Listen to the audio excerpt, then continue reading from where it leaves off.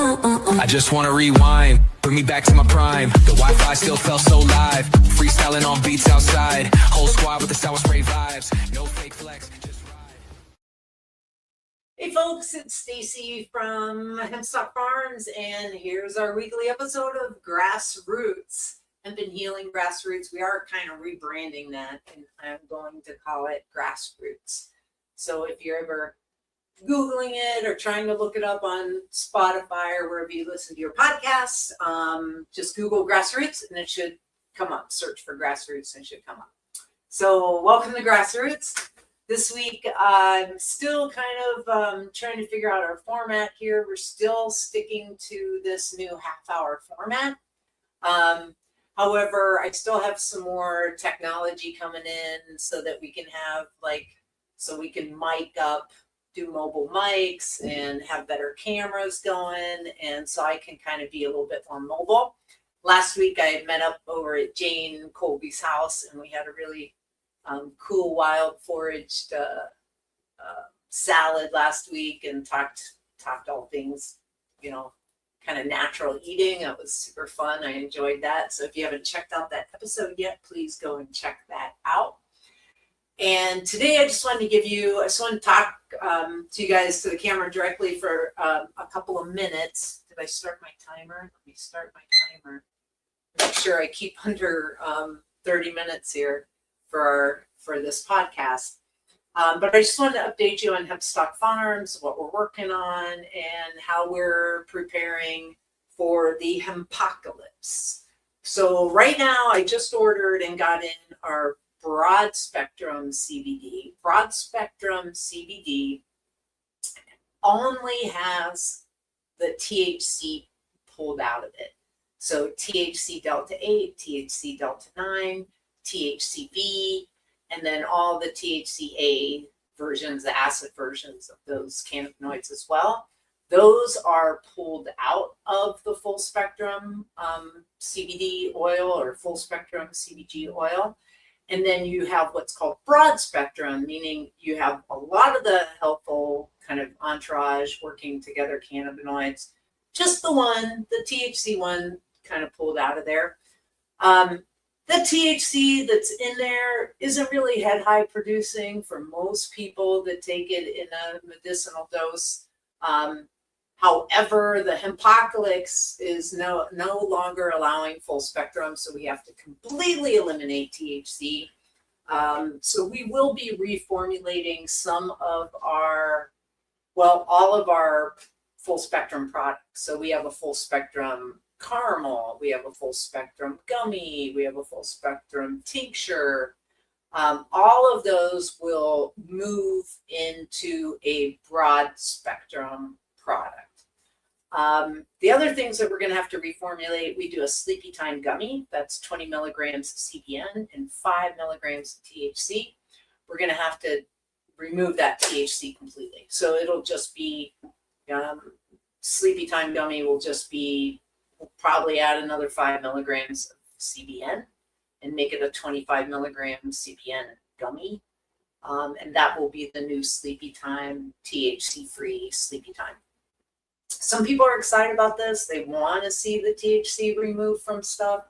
The downside for us is we grew a lot of our own oil. We grew a really, really nice CBD and CBG plant on our farm, and we're seed the label, and that's our whole identity, is that we grow it and then we put it in our products. And unfortunately, we won't be able to utilize any of our own grown product anymore. We're going to have to buy it from a distributor somewhere, and they're going to have to ship it to us. So I bought my first kilo of broad spectrum CBD, and after November, all our full spectrum products will transition to a broad spectrum product.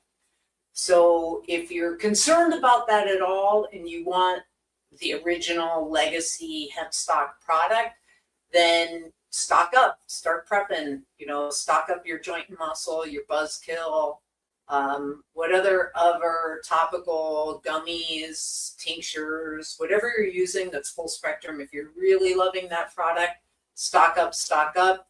We're slowly tapering back our production and getting ready for the final day of full spectrum CBD to be November 12th. Our Harvest Fest is October 10th, so please put that on your calendar. October 10th, second Saturday of October. We will be having big sales that day, but it will only be based on whatever's left. So don't be planning for Harvest Fest Day to be like, that's when I'm going to stock up, because you never know what's going to be there. I might have joint and muscle left. I might not. We might have smokable vape carts or flour or whatever, but we might not. Especially if you're after a certain strain or a certain kind of smokable that we offer right now. We're losing all smokables. So those you definitely don't want to wait to the October 10th to grab the deals. You definitely want to stock up before October. And I'll tell you what, the one thing that is like super crazy important if you're a user of it is our Cannaburn. So the Cannaburn, the THCV, it is going to be complete. I mean, we're not going to be able to touch that. It's not head high producing, but these guys are all crazy about those letters, THC, and they're not letting us keep THCV. We can keep CBN, we can keep CBD isolate, we can keep broad spectrum CBD, we can keep CBG. So all of these cannabinoids we're going to keep dealing in and making the gummies and the tinctures and even our topicals with that broad spectrum.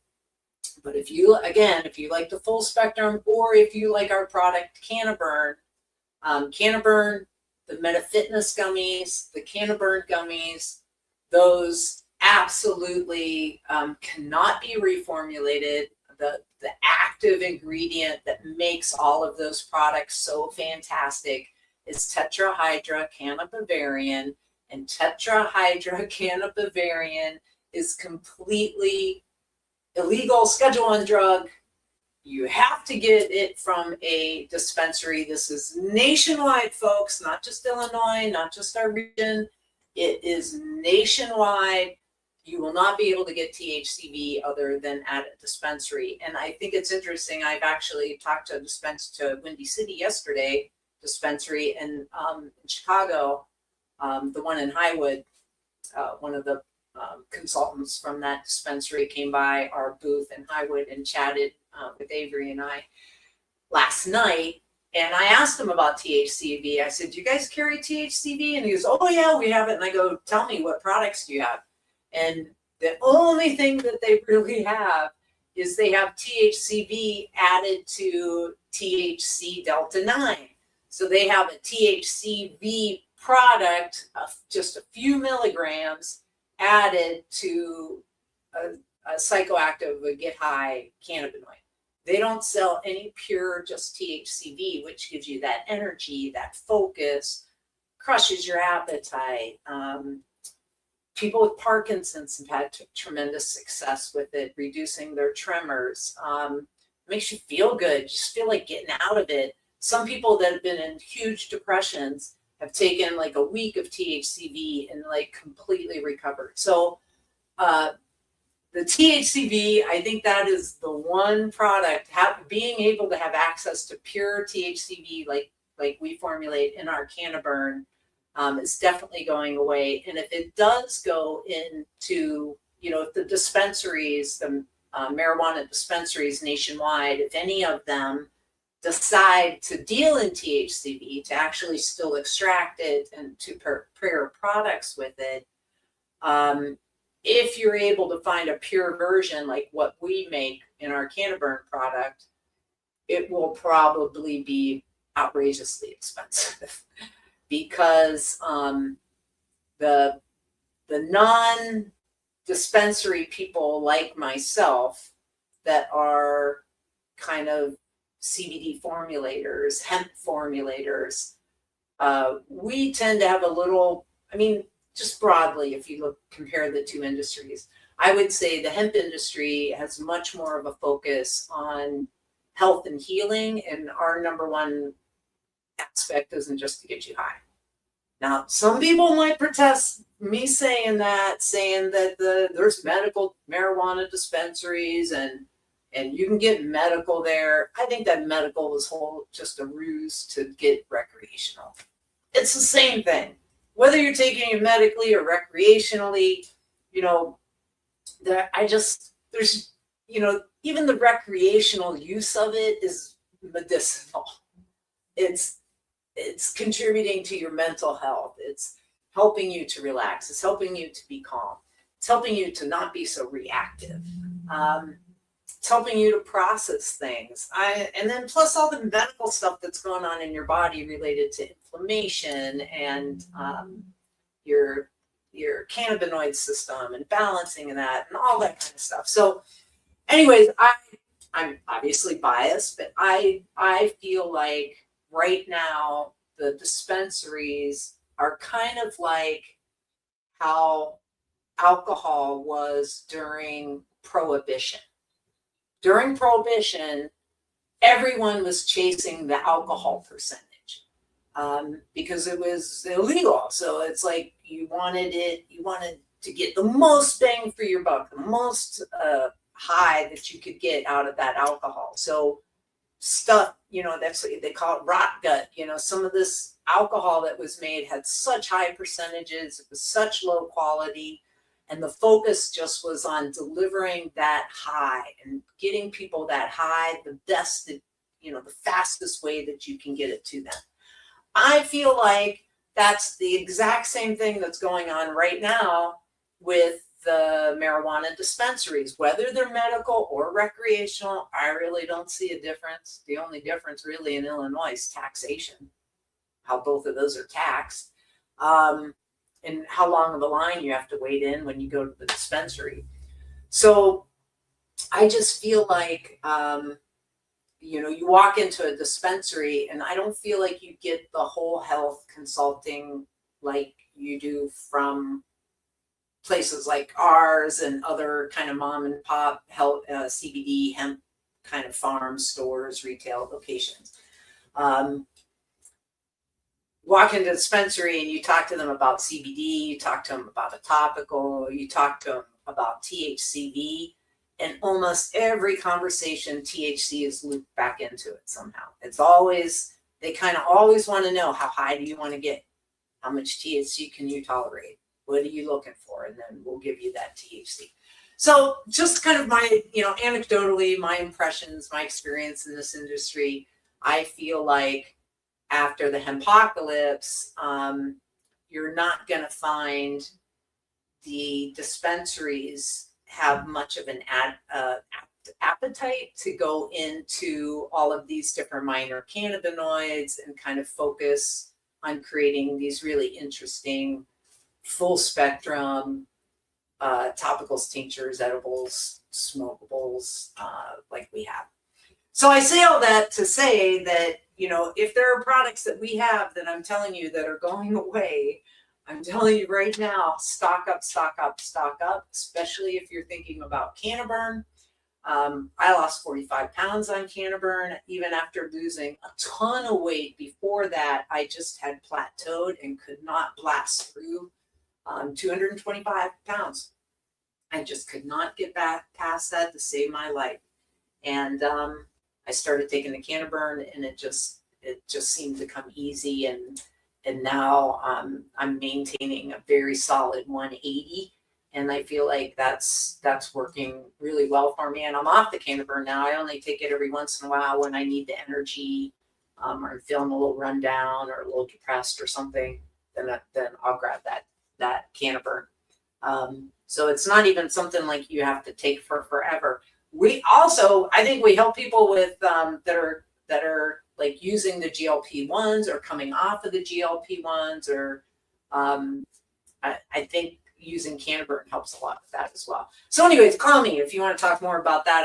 I'd love to share my experience with you, and and then talk to you about the products that we have, and if you want to stock up on any of them before the apocalypse comes. November 12th is going to be the date for that.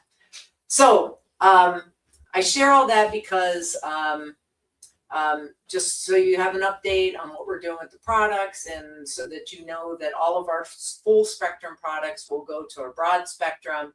We'll also keep all of our CBD isolate products. So we have isolate gummies, we have an isolate tincture, and that's just CBD only, no other cannabinoids in there, just straight CBD.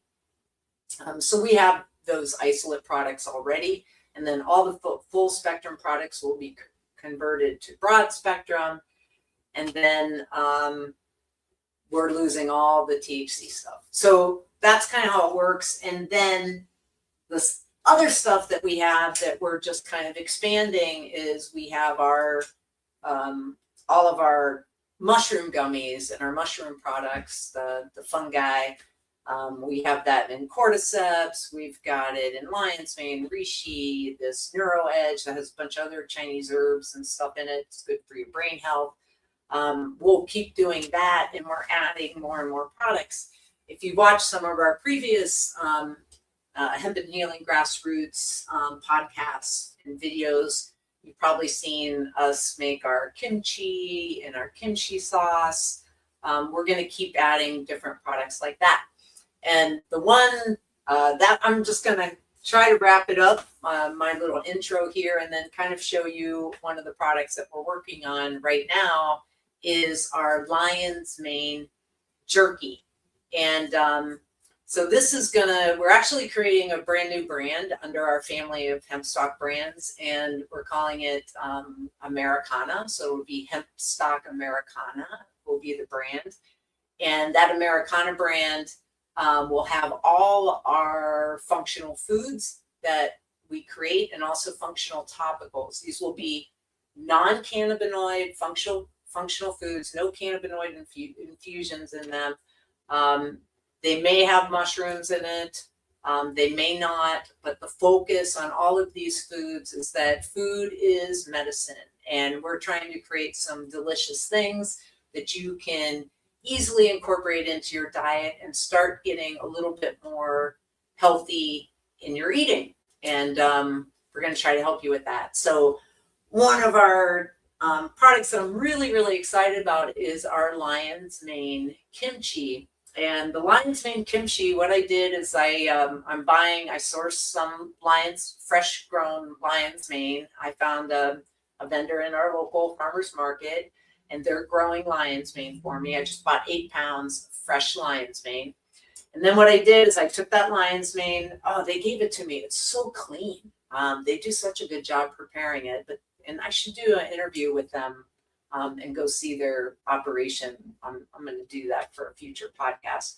But anyways, they gave me this beautiful, super clean lion's mane. You hardly have to touch it to, maybe cut off a little bit more of the base. But it's super clean. And then you take that lion's mane. I don't know if you've ever seen it, but it's very kind of super white, and it's really feathery. And then I just kind of strip that away, like the head of lion's mane is kind of like all like a brain. It's like all connected and kind of loose. And you can kind of just pull strips off of it. So I did that. And then I put it in a bucket. I got the bucket right here. And then what we did is we added to this our kimchi sauce, not the kimchi, but the kimchi sauce. We have a kimchi sauce, Americana kimchi sauce, and we also have Americana kimchi made with fresh vegetables, fermented and stuff. So this, we took the lion's mane, put it in a bucket, then we poured over it our kimchi sauce, which is available for purchase. We're working on that Americana kimchi sauce labels right now. As soon as we get those finished, we actually finished the kimchi sauce. It's bottled and ready to go. We just have to slap labels on it. I just poured that kimchi sauce over this lion's mane and let it soak for a couple of days. And then I took it out, and I started a tray here. You can see I took it out, and I then placed it onto a tray. And so that's just that regular our sauce with the lion's mane kimchi on it. And you can kind of see this is the bucket of kimchi here. And then we put it in the dehydrator. I did the first hour. If you have a dehydrator, I'll tell you what I used. I did the first hour at 165 degrees, and then I did an additional 6 hours at 145 degrees. So when I took it out of the dehydrator hot. I put it in a glass jar and immediately put it into the refrigerator. Checked it the next day. No condensation, no moisture whatsoever on the jars or the kimchi or anything. So we did a really good job dehydrating it. When I popped open that jar and went to sample it, it was pretty crispy. It was not as chewy as I wanted it to be. But when we opened the jar and left it open a little bit, some moisture got back in there and it wasn't quite as crispy. So we kind of have to figure out how to cure it post the cook. And I think I probably cooked it too long. So today I'm going to try, I'm going to prep some of this lion's mane. I'm going to put it onto these trays, and I'm going to try a different setting. I'm going to do 145. No, I'm going to do one at 145 degrees and another at 140 degrees. And I'm going to run those for just 5 hours instead of I think I did 7 hours total. What did I do? Yeah, I did 7 hours total last time. So I would like to do just 5 hours total with no shock in the beginning. My original recipe, I was thinking I might want to try to kind of caramelize the exterior a little bit to kind of lock in, kind of bake that casing, and then do a long dry with it.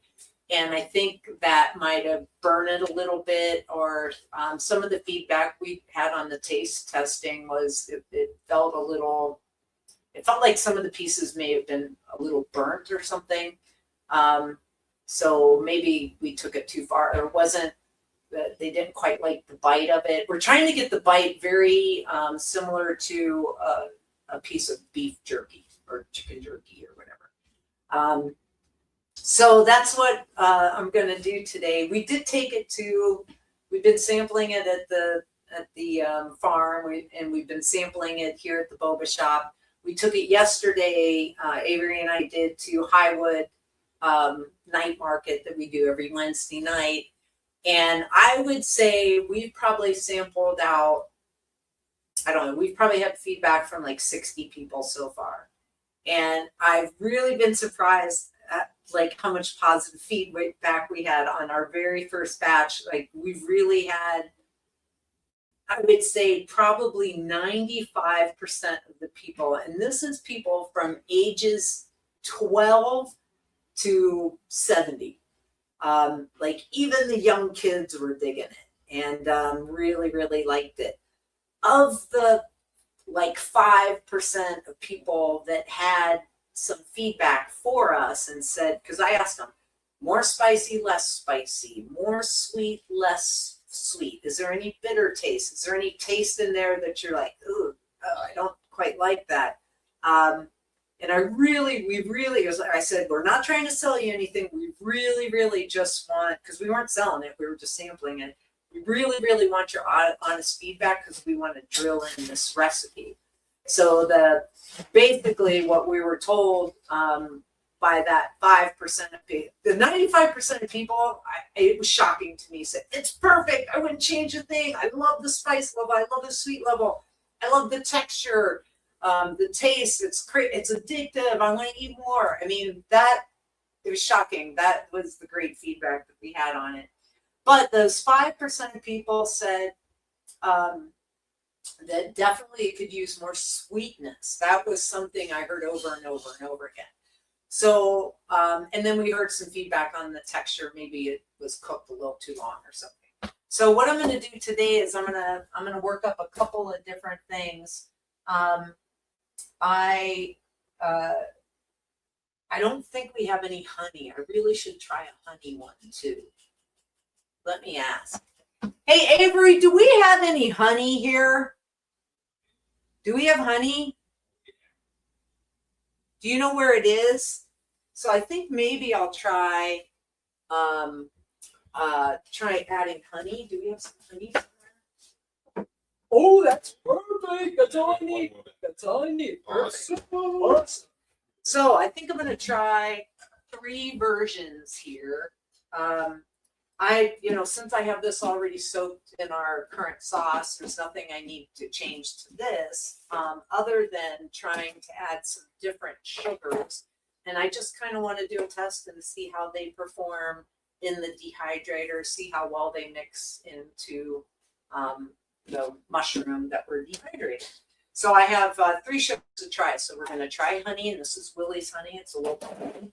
We're going to try some black sugar, super popular in Asia, and Google it. There's a bunch of positive things about black sugar. A lot of people in Asia take it for women's issues and menstruation and that kind of thing.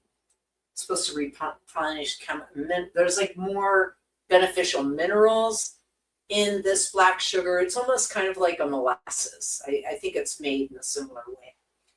And then we're just going to try like a light brown sugar. So those are the 3 kind of mock-ups I'm going to make. And then I'm also going to do a couple of trays of what we did before with just a different time and temp cook on it. We're only going to go for, my timer is going here, and just so I can keep under my 30 minutes. Let me do this. Stop this. Add a couple of minutes. Start this. So when this timer goes off in 2.5 minutes, I'm going to stop the podcast, and then I'll keep doing what I'm doing. But I can kind of talk you through what I'm doing and how it's looking and how I think it feels and all that thing. Oh, Avery, one more thing. Can you bring me that jar of the jerky? That sample jar? Do we have some left? What? The jerky? Yeah. Let's show folks the jar. For those of you that are Yeah. for those of you that aren't just listening to this, if you're actually watching the video, I wanted to kind of show you what it looks like. Look at the screen, so if you can see that. Maybe I'll hold it over the. That's kind of what it looks like, and man, did it hold up well. As I look at this here, let me step back so you can kind of see what I'm doing. As I look at this here, what we got going, I mean, it looks really good still. It's just, I'm really happy with it. And so what I'm trying to get is this kind of, nice, it's dry, but it's not too crispy, and it just kind of has that nice bend. And if I kind of rip a piece there, you can kind of see, it's dried, all the way through, and that's our jerky. So yeah, I think it's cooked maybe just a little bit too long. So we're gonna try. That's so good. That's so good. So we're gonna try one just like that. I get jerky in my mouth. It's gonna take me a minute. I couldn't resist eating it. I have jerky in my mouth. Okay, I'm gonna try just regular batch, and then put it in, and then I'm gonna add some of the jerky stuff. Hang with me if you want to see all this. Gloves on.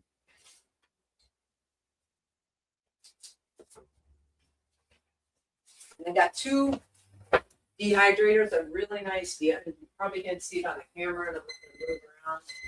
But I've got a Nesco dehydrator and a Kosori. I probably should call it. I've got a. Stop that. Stop. There we go. I've got a Nesco dehydrator. That's Jane. She actually lent it to me. And then I have a Kosori dehydrator. They both work the same. These racks basically go into the dehydrator, and you can set basically time and temp in your dehydrator, and that's how it works. So I'll just kind of show you what I was gonna do here. I finished filling that rack, but I think in the meantime, as I'm taking this, I'm gonna stir it up again. Oh, the other thing I want to try to do is take just this again so you can see it. Take this lion's mane that's been soaked and just pan fry it and try it in try some tacos with it. I think it'd be great on pizza. We're going to try a lot of different things, and if people love it, we'll put together a little recipe book for you. So all I'm going to do with this is take some, put it in a separate bowl here, and then I'm just going to add my sugar to it.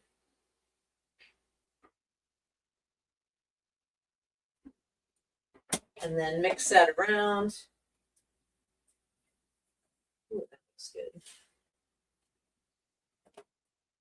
And then the other thing I do, like I've done on my other podcasts before, once I kind of add that sugar, in this case I added black sugar to this. That's kind of where we are with that. Then I'll taste a piece of it to see what I think about that flavor. I dropped that on the floor. Let's try again. Missed my mouth. Oh man, that's crazy. Oh, I think the black sugar is going to be freaking awesome. Oh yeah, nice. I don't think it needs any more. That tastes pretty well. I don't know, maybe another little dip. I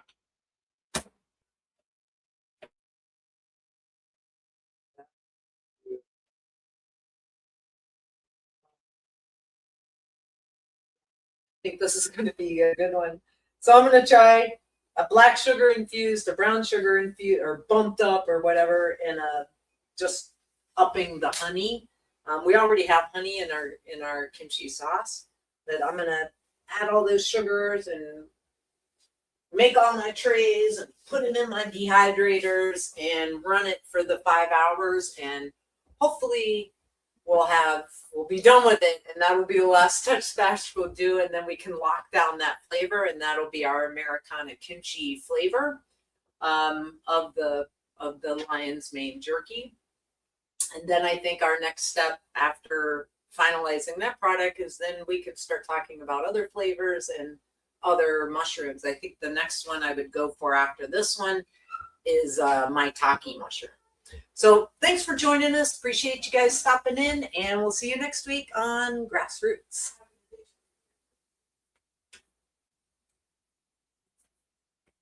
I just wanna rewind, bring me back to my prime. The Wi-Fi still felt so live, freestyling on beats outside. Whole squad with the sour spray vibes, no fake flex.